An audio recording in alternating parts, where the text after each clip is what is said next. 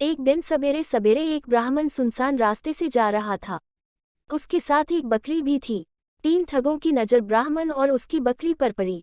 एक ठग ने कहा, चाहता हूं कि इस मोटी ताजी बकरी को किसी तरह हथिया लिया जाए। दूसरे ठग ने कहा, चलो हम बकरी छीनकर भाग चलें। यह मोटू ब्राह्मण हमारा कुछ नहीं बिगाड़ पाएगा। तीसरे ठग ने कहा, नहीं, बकरी छीनकर भागने की कोई जरूरत नहीं है, मैंने एक अच्छी तरकीब सोच ली है। फिर उसने वह तरकीब अपने साथियों को बताई।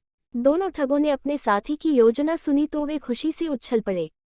उन्होंने उसी तरकीब से ब्राह्मण की बकरी ले लेने का निश्चय किया। योजना के अनुसार एक ठग ने ब्राह्मण से जाकर कहा, पंडित जी प्रणाम, आपका यह कुत्ता तो बहुत अच्छा है, क्या यह शिकारी कुत्ता है?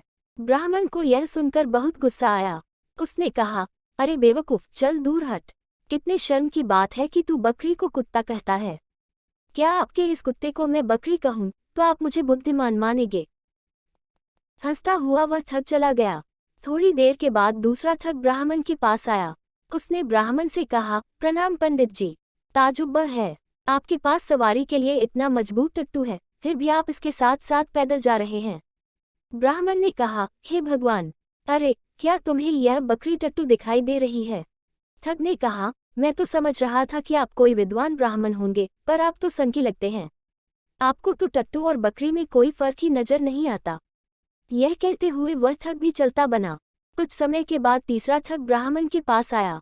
उसने कहा, पुरोहित जी प्रणाम, अरे आप इस गधे को कहाँ लिए जा रहे हैं?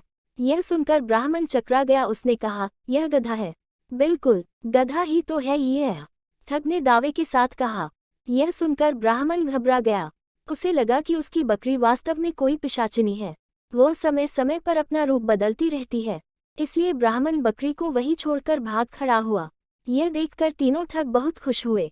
वे खुशी खुशी बकरी को लेकर चलते बने। शिक्षा, लोगों की बातें सुनकर अपनी धारणा मत बदलो।